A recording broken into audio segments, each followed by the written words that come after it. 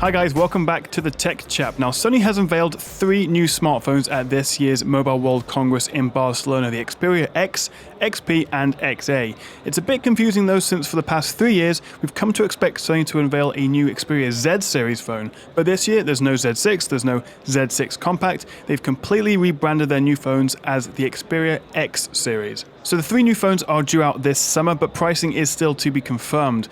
Basically though, the Xperia XP, where the P stands for performance, is the top dog. It's the new flagship, which sports a 5-inch 1080p display, a quad-core Snapdragon 820 chip, 3 gigs of RAM, a 23 megapixel rear and 13 megapixel front camera. It's also water and dust resistant. The next tier down is the Xperia X phone, which looks nearly identical to the XP with the same display size, resolution, RAM and cameras. The main difference though is it uses a pretty mid-range hexa-core Snapdragon 650 chip and doesn't have the same water and dust resistance.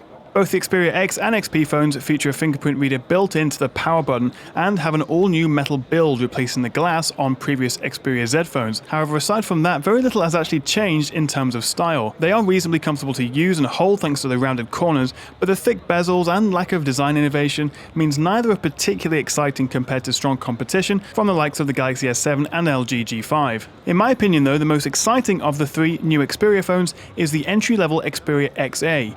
On paper, there's not a whole lot to talk about. It features a 5-inch 720p display, 2GB of RAM, a 13 megapixel rear camera, 8 megapixel front, and uses an octa-core MediaTek MT6755 chip. Not very exciting and pretty basic, but unlike the higher-end X and XP phones, the XA looks a lot nicer and is actually more comfortable to hold thanks to having almost no side bezels. The thinner bezels makes the phone look taller and actually quite a bit sleeker, even though it's made of plastic rather than metal. This also means the XA is actually a fair bit lighter at 137 grams compared to 153 and 164 for the X and the XP respectively. I kinda wish Sony had carried this design over to the X and the XP, as they look a little bit dated side by side with the XA.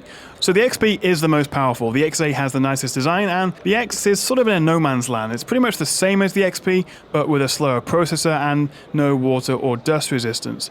All 3 phones do run the latest Android 6 Marshmallow software, and even though there is a significant spec difference between them, they all felt pretty fast and responsive during my hands-on test, which is a credit to the software and means unless you really care about having the fastest phone or want to run the absolute latest graphically intensive games, even the XA will be capable enough for most users. In fact, the only area I actually saw a noticeable difference was during a boot speed test, where the XA took a fair few seconds longer than the XP to boot. Something I actually found quite interesting is how the entry-level XA uses an octa-core chip, the mid-range X uses a hexa-core chip, and the top-end XP actually uses just a quad-core chip.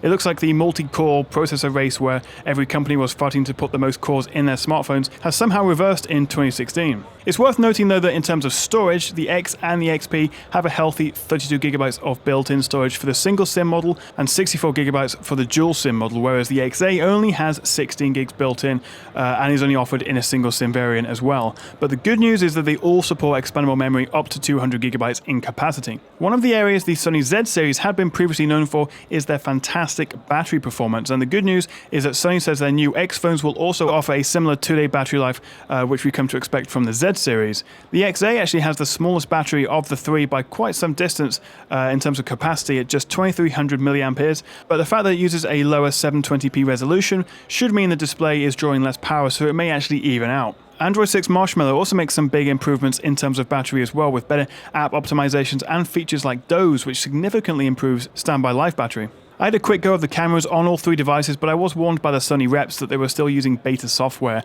and I did notice a few bugs with the shutter button not opening the camera app and some slowdowns taking multiple pictures, but they did warn me of this, so it's not fair to judge the quality of the cameras just yet until I get a final review sample. Having spent some time hands-on with the 3 new Sony Xperia X devices, I've come away not particularly excited. Last year, the Z5 Premium offered a 4K display, which, while most people agree, me included, was a bit pointless, at least they were pushing their boat out and trying to innovate. There's lots of hype around the LG G5 and the Galaxy S7, but the new Sony phones haven't really had the same impact. They're nice to use, and I think the XA and the XP are going to be the most popular, but none of the 3 devices are really making me want to rush out and pre-order them. But what do you think? Do you think Sony's done enough to stay competitive in 2016? Would you buy one of the new Xperia X phones over, say, the Galaxy S7 or G5? Let me know what you think in the comments below. Thank you very much for watching, guys. Please do like and subscribe if you enjoy my videos, and I'll see you again right here on the Tech Chat.